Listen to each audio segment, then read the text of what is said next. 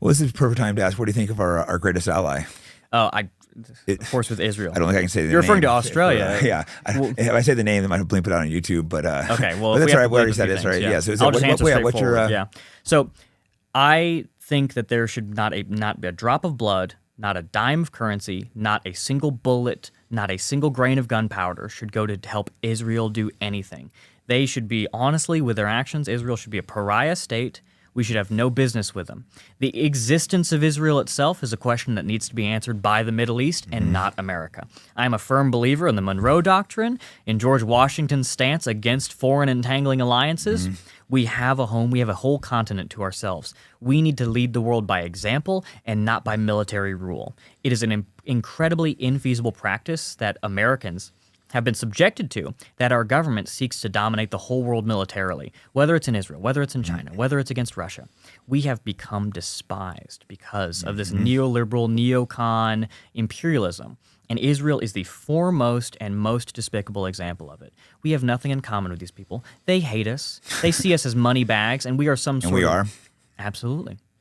And we have nothing in common with them. It is a common lie among conservatives that actually these are God-fearing, patriotic people. They just have a different country. They're just fighting for a different flag. They have nothing in common with us, and we don't have any business helping them do absolutely anything. And especially with the Middle East, we need to get out of there. I know that the country has geopolitical interests. We want to have good trade. We want to have prosperity. We want to have good relations with other countries. But if you want that, and that's what George Washington wanted. We should be friends with all nations, allies with none. Yeah. If you want that, then we need to stop propping up pariah states like Israel. We need to stop engaging in terrible wars that... How is the war in Israel? How is the fall of Syria helping your average American? It's helping Israel. That's exactly. Who it's for. How is that's not putting food on the table in the Midwest? That's not helping towns in West Virginia get more industrialized. That's not helping people recover from the hurricanes in the Southeast, right? What's it for? It's for them and the people who run the government, and a lot of them are Jews. I mean, if we can say that. Yeah, the right? dual citizens, and that's a tricky one because if you're Jewish, you're automatically a dual citizen with Israel. So, absolutely. So how do we solve that? Well, I think dual citizenship should be illegal in the country. I think you should have to choose. No, yeah, at the very least, they should sign some contract where if they go back and if they do, then we bomb Israel. Maybe.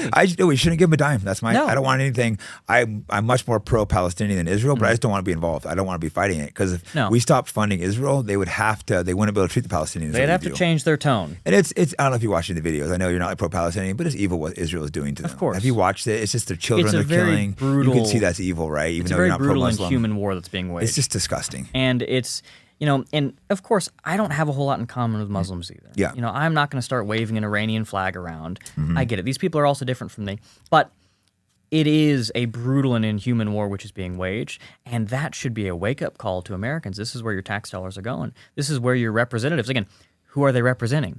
It's the House of Representatives, right? They're supposed to be representing you. And in the Senate, the senators are supposed to represent the states. We don't have any states in the Middle East. We don't have any citizens over there. If we do, then they shouldn't be. Yeah, they shouldn't be citizens, or they shouldn't be there. We're saying they have U.S. citizens hostage, but they're like Israel. They're part of the IDF. They're not American citizens. Dual citizens. Yeah. Yeah, and it was shocking to me when this war started because I have a lot of Jewish friends. And talking to them, I realized a lot of them support Israel over America. That was like, wow, this is interesting. That's supposedly the definition of anti-Semitism to claim that. Yeah, I was nominated top 10 anti-Semites of the year. You might Congratulations. make it next year. You might make it next year. It sounds like no, we'd had a big on fight if we were disagreed on this one. But I'm agreeing with you too much. I need to find some things to argue with. Yeah.